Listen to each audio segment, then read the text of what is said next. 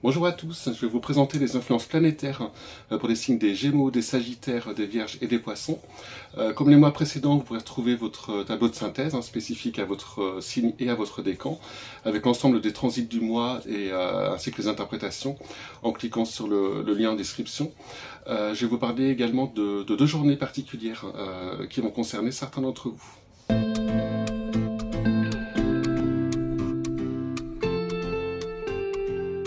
Alors, on va regarder ce qui va se passer pour vous en avril, planète par planète. Pour chacune d'elles, j'indiquerai au début les signes et décans concernés. Comme ça, vous pourrez passer à la planète suivante en cliquant sur les chapitres dans la description, si vous n'êtes pas concerné. Alors, j'ai regroupé ces 4 signes, car ce sont les 4 signes mutables du zodiaque. Ils marquent la fin de chaque saison, et ils sont positionnés à 90 degrés les uns des autres, comme vous pouvez le voir ici. Et donc, ils vont subir des influences souvent similaires. Par exemple, si une planète en orange est dans l'un de ces signes, donc en conjonction à votre soleil, ici en poisson, elle sera en opposition au signe d'en face, la Vierge, et en carré aux deux autres signes mutables, les Gémeaux et le Sagittaire. Ces deux aspects, le carré et l'opposition, sont des aspects tendus. De même, si une planète est en sextile à l'un de ces signes, donc à 2 signes d'écart, si une planète est en orange et en Verseau, et donc en sextile au Sagittaire, elle sera automatiquement en trigone au signe opposé au Sagittaire, donc les Gémeaux. Ces deux aspects sont des aspects harmoniques, et donc les deux signes recevront des bons aspects. Par contre, la planète sera neutre pour les deux autres signes mutables, la Vierge et les Poissons. Alors on va maintenant regarder leur parcours durant le mois d'avril. Alors ce mois-ci, j'ai rajouté la Lune en jaune, comme ça vous allez voir sa vitesse par rapport aux autres. Elle fait le tour du zodiaque tous les mois. Alors les planètes lentes sont en bleu, elles agissent sur la longueur et forment donc une toile de fond, une ambiance générale. Et toutes les autres sont des planètes rapides qui permettent d'affiner les prévisions, car elles déclenchent souvent des événements qui étaient en latence avec les planètes lentes. Elles servent aussi pour les horoscopes. Alors contrairement au mois de mars, on n'aura pas de changement de signe de planète lente en avril. Par contre, Mercure va commencer à rétrograder à partir du 21. Ça veut dire que vu de la Terre, elle semble reculer dans le ciel et donc sur le zodiaque. Alors, comment vont vous influencer ces planètes en avril? On va commencer par Pluton, la plus lente. Donc, elle va concerner le premier décan des Gémeaux et du Sagittaire. Alors, vous serez particulièrement concerné en avril si vous êtes né le premier jour des deux signes, donc vers les 21-22 mai ou 21-22 novembre, selon les années. Pluton forme depuis fin mars des aspects harmoniques à votre Soleil. Donc, la puissance plutonienne sera de votre côté. Vous vous sentirez investi d'une force intérieure. On peut se découvrir des nouvelles ressources avec Pluton et même parfois changer profondément, se redécouvrir un petit peu. Alors c'est une influence de fond, Pluton est très lent, il agit sur la longueur, sur plusieurs années, 2-3 ans en général. Pour les natifs des dates que j'ai citées, le dernier passage de Pluton en bon aspect à votre Soleil aura lieu fin 2024. Alors je parle plus en détail de Pluton et des influences de fond pour 2023 dans la vidéo sur les prévisions annuelles que je mets en lien dans la description de la vidéo. Autre planète très lente, Neptune, qui va avancer d'1 degré en avril. Le troisième décan de vos 4 signes est toujours concerné par son influence, et plus particulièrement en avril si vous êtes né entre les 15 et 19 du mois. Neptune est donc toujours en conjonction pour les Poissons. Donc comme Pluton, c'est une influence de fond qui peut durer 2-3 ans, mais pas de manière constante. Donc pour les Poissons du troisième décan, Neptune en conjonction à votre Soleil vous rend plus réceptif aux autres, plus empathique, même si votre signe l'est déjà naturellement. Vous êtes encore plus sensible aux ambiances, aux émotions des gens qui vous entourent. Cette planète donne aussi envie de spiritualité, d'élargir sa conscience, elle nous rend aussi idéalistes. Alors faut faire attention par contre à ne pas se débrancher de la réalité, Neptune peut nous faire un peu décoller parfois, ou donner une tendance à vouloir fuir le réel. Alors pour le troisième décan des 3 autres signes, Vierge, Gémeaux et Sagittaire, Neptune forme toujours des aspects dynamiques ou dissonants à votre Soleil, et là il faut faire attention justement à garder son objectivité. Neptune brouille un peu notre capacité à faire la part des choses, notre capacité de jugement. Il faut donc mieux attendre la fin de son transit si vous avez d'importantes décisions à prendre, et bien sûr si c'est possible. Je vous invite là aussi à regarder vos prévisions annuelles, j'ai mis le lien en description, pour voir son influence sur l'année, et aussi pour voir quand ce transit se termine pour vous en fonction de votre jour de naissance. On passe à Uranus qui est toujours dans le deuxième décan du Taureau. Il avance d'1,5 degré durant le mois. Donc les deuxièmes décans des Vierges et des Poissons sont concernés, et encore plus au mois d'avril si vous êtes né entre les 7 et 11 du mois. Donc vous êtes toujours sous l'influence très stimulante pardon, d'Uranus, hein, qui booste, qui donne le courage d'oser faire des choses, de dire merde à son patron, de partir au bout du monde sur un coup de tête. Alors je rigole, mais c'est le genre de choses qu'on peut faire, hein, sous l'influence d'Uranus. Cette planète peut désinhiber, elle peut faire un petit peu exploser nos limites. Alors ça va durer jusqu'au mois de mai, quand Uranus va rentrer dans le troisième décan. Donc pendant toute cette période, vous pourrez avoir envie de plus d'indépendance, hein, d'une plus grande marche de manœuvre. Vous serez aussi susceptible de prendre des décisions radicales, hein, pour aller vers ce qui vous ressemble vraiment, quel que soit le secteur, hein. Alors c'est une bonne période si vous voulez gagner en autonomie, vous mettre à votre compte, hein, par exemple. Surtout qu'Uranus apporte aussi des opportunités, des surprises, des changements et pas mal d'inattendus, mais qui vont dans le bon sens, avec des bons aspects comme ici. Alors, dans un thème astral, le soleil peut représenter une figure masculine. Donc, Uranus en bon aspect à votre soleil natal, donc à votre signe astrologique, peut aussi signifier une rencontre ou une bonne nouvelle venant du père, du patron ou du conjoint. Alors, il y a 2 jours particulièrement dynamiques où Mars va se lier à Uranus. Ce sont les 29 et 30 avril. Les 2 planètes seront en sextile, donc il y a 2 signes d'écart, hein, ou 60 degrés.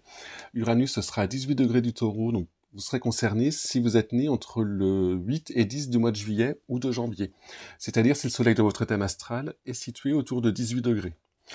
Vous voyez, j'ai mis le sextile en gras, hein, c'est le trait bleu clair à l'intérieur du zodiaque qui relie la position des 2 planètes.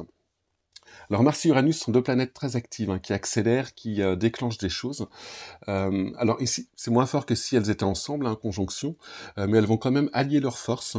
Donc pour vous, Vierge et Poissons, nés aux dates indiquées, ça peut être un moment qui réveille, on a l'impression que tout s'accélère.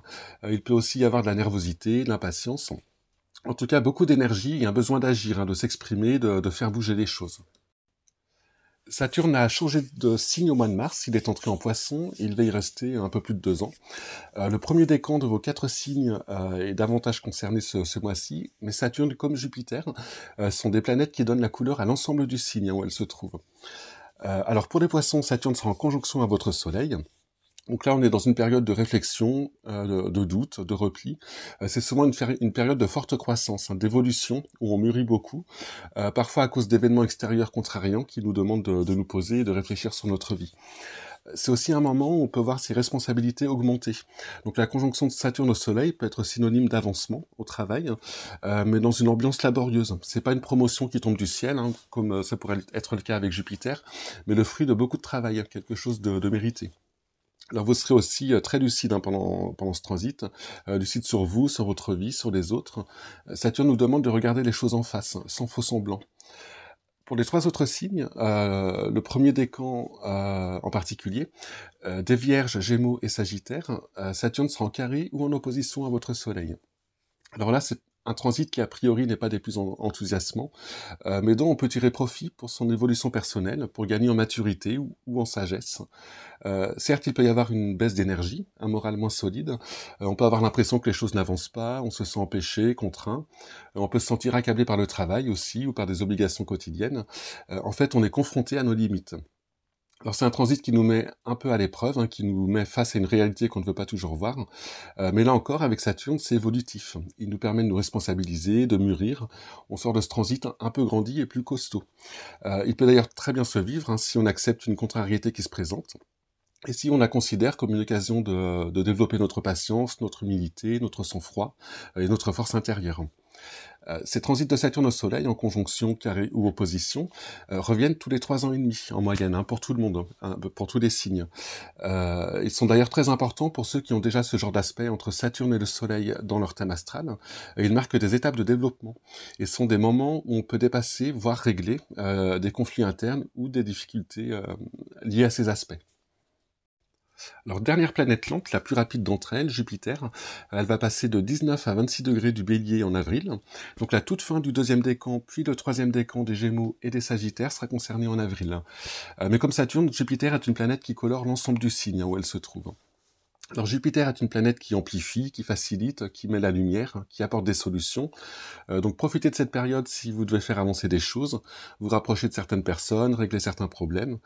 Jupiter vous procure la confiance, de l'optimisme, une sorte de rayonnement personnel qui donne aussi un certain pouvoir, hein, de séduction.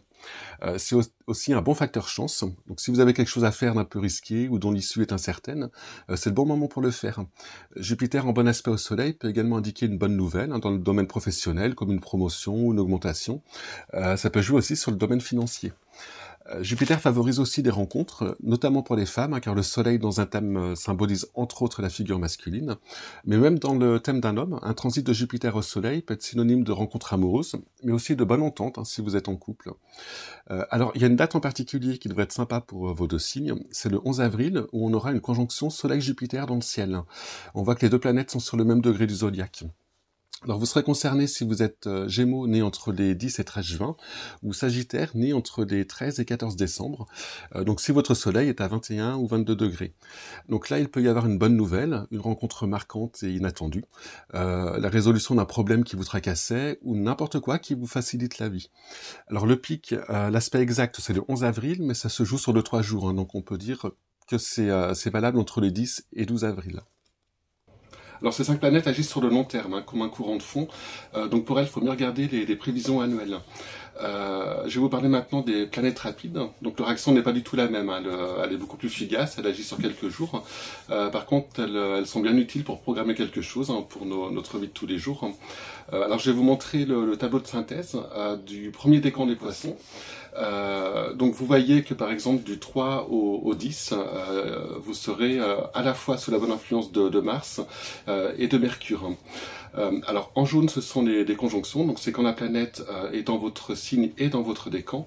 En bleu ce sont les aspects harmoniques, les sextiles et les trigones, et en rouge ce sont les aspects tendus, donc les oppositions et les carrés. Et les deux petits ronds que vous voyez, donc le jaune c'est la pleine lune qui aura lieu le 6 avril, et le noir c'est la nouvelle lune qui aura lieu le 20 avril. Alors Mars est entré en Cancer fin mars, il va rester dans ce signe tout le mois d'avril, il va concerner le premier décan des Vierges et des Poissons jusqu'au 14, et le deuxième décan des Vierges et des Poissons du 14 à la fin du mois. Il ne va faire que des aspects sympas, hein, sextiles et trigones, à vos soleils. Donc Mars va vous procurer une belle énergie, vous aurez un esprit conquérant, combatif, vous serez particulièrement sûr de vous, et prendrez des bonnes décisions. Vous serez aussi très perspicace, hein, convaincant, ce qui peut être un bon atout si vous avez des négociations à faire ou si vous devez défendre vos idées, hein, dans votre profession ou même en famille, hein, ou autre. Si vous avez des travaux physiques, c'est le bon moment. C'est aussi pas mal pour les sportifs. Jusqu'au 20, le Soleil va finir de traverser le signe des Béliers avant d'entrer en Taureau. Le deuxième puis le troisième décan des Gémeaux et Sagittaires sera concerné jusqu'au 20. Puis ce sera le premier décan des Vierges et des Poissons. Alors pour tout le monde, le Soleil céleste ne fera que des bons aspects harmoniques au Soleil de votre thème astral. Donc là, c'est des bons moments de belle vitalité, hein. Vous vous sentirez en forme, vous vous sentirez bien avec vous-même, avec les autres. Ça peut être aussi des bonnes occasions pour redéfinir vos buts et décider de nouveaux projets. Alors Vénus va concerner les Vierges et les Poissons au début du mois, les deuxièmes décans les 2 premiers jours, puis le troisième décan du 3 au 11. Ensuite, elle va concerner le premier, puis deuxième, puis troisième décan de vos 4 signes. Donc pour les Vierges et les Poissons, deuxième décan jusqu'au 2 avril, puis troisième décan jusqu'au 11, Vénus va former un aspect harmonique à votre Soleil.